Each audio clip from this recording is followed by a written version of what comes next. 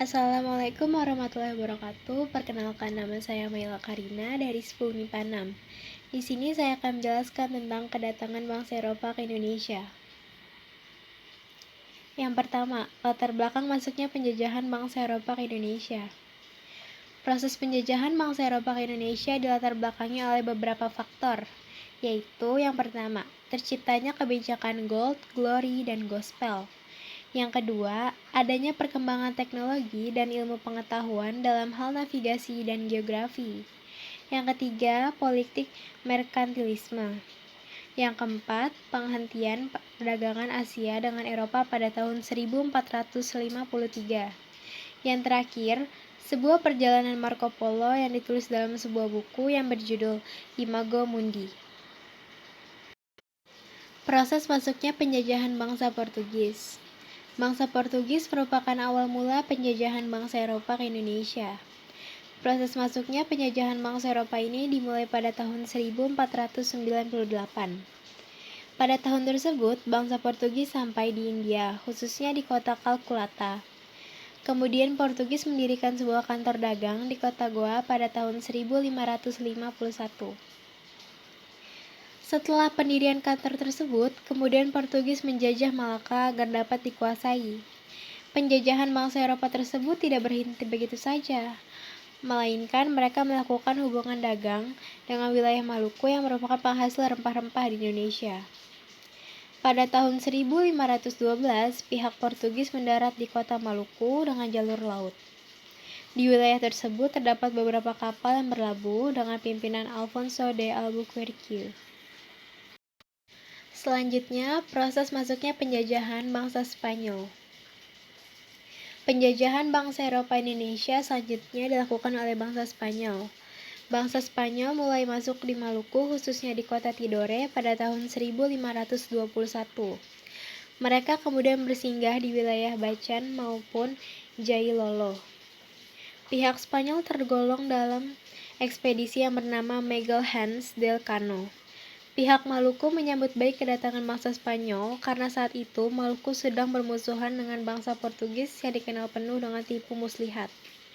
Kedatangan Spanyol dianggap melanggar perjanjian monopoli antara Portugis dengan Maluku. Pelanggaran tersebut membuat bangsa-bangsa Portugis dan bangsa Spanyol bersaing untuk mendapatkan rempah-rempah dari Maluku.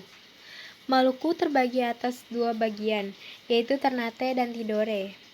Pada akhirnya, Sultan Ternate memihak bangsa Portugis dan Sultan Tidore memihak bangsa Spanyol.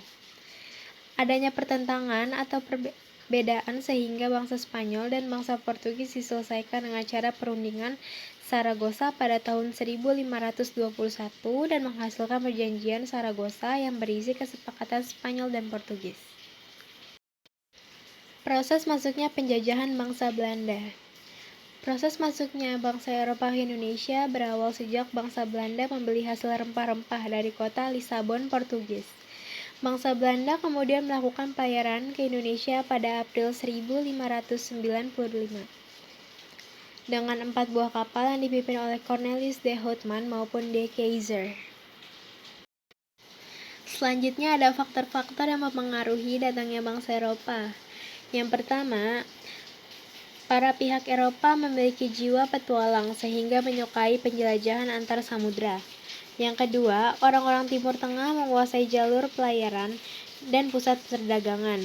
Yang ketiga, menginginkan rempah-rempah yang berasal dari tempat aslinya agar mendapatkan harga yang murah kemudian dijual dengan harga yang mahal. Yang keempat, mulai berkembangnya teknologi pengetahuan seperti peta dan kompas, sehingga memudahkan bangsa Eropa menemukan suatu tempat.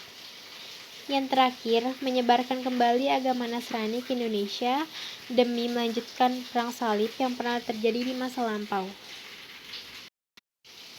Yang terakhir, ada dampak dan akibat penjajahan bangsa Eropa di Indonesia. Yang pertama, penjajahan bangsa Eropa ke Indonesia mengakibatkan sistem imperialisme dan kolonialisme Barat menjadi berkembang di Indonesia. Proses masuknya penjajahan bangsa Eropa tersebut disebabkan beberapa faktor yang mendukung adanya penjajahan.